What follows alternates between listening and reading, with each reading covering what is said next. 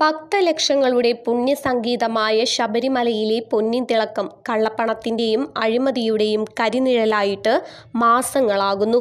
2025 സെപ്റ്റംബറിൽ അതീവ ഗൗരവകരമായ വെളിപ്പെടുത്തലുകളോടെ ആരംഭിച്ച ശബരിമല സ്വർണ്ണക്കൊള്ളക്കേസ് ഇന്ന് അന്വേഷണ ഏജൻസികളുടെ ബോധപൂർവമായ മെല്ലെപ്പോക്കിൽ വഴിമുട്ടി നിൽക്കുകയാണ്. പവിത്രമായ ശ്രീകോവിൽ വാതിലുകളിലും ദ്വാരപാലക ബിംബങ്ങളിലും ചാർത്തിയിരുന്ന സ്വർണ്ണപ്പാളികൾ തുരുമ്പിച്ച ചെമ്പുതകിടുകളായി മാറിയപ്പോൾ ഉയർന്നത് നൂറ്റാണ്ടിലെ വലിയൊരു സാമ്പത്തിക ക്രമക്കേടാണ്. എന്നാൽ എൻഫോഴ്സ്മെന്റ് ഡയറക്ടറേറ്റിന്റെ അന്വേഷണം ആരംഭിച്ചു 1 വർഷം പിന്നിടുമ്പോഴും കേസ് എവിടെയും എത്തിയിട്ടില്ല. അന്വേഷണത്തിന് നേതൃത്വം നൽകിയിരുന്ന അഡീഷണൽ ഡയറക്ടർ അശുഘോഷിനെ അലഹബാദിലേക്ക് സ്ഥലം മാറ്റിയതും പുതിയ ഉദ്യോഗസ്ഥൻ ഫയലുകൾ പൊടിതട്ടിയെടുക്കാൻ വൈകുന്നതും കേസ് അട്ടിമറിക്കാനുള്ള രാഷ്ട്രീയ സമ്മർദ്ദത്തിന്റെ ഭാഗമാണെന്ന ആക്ഷേപം ശക്തമാണ്. അന്വേഷണം ഉന്നതരിലേക്ക് നീളുന്ന ഘട്ടത്തിലാണ് ഈ മരവിപ്പെന്നത് ശ്രദ്ധേയമാണ്.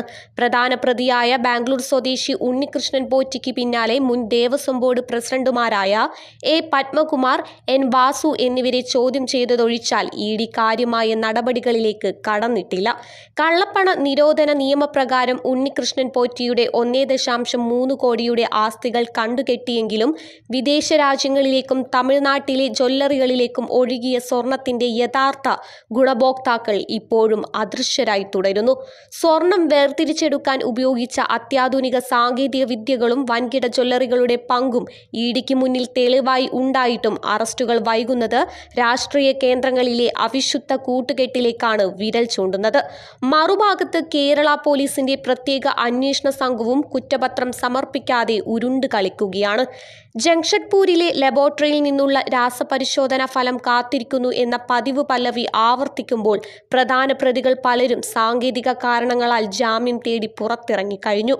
രാഷ്ട്രീയ ലാഭത്തിനായി ശബരിമലയെ ഉപയോഗിക്കുന്ന ഭരണപ്രതിപക്ഷ മുന്നണികൾ യഥാർത്ഥ സ്വർണ്ണക്കൊള്ളയുടെ കാര്യത്തിൽ പുലർത്തുന്ന നിഗൂഢമായ മൗനം വലിയ ചർച്ചകൾക്ക് വഴിവെച്ചിരിക്കുകയാണ്.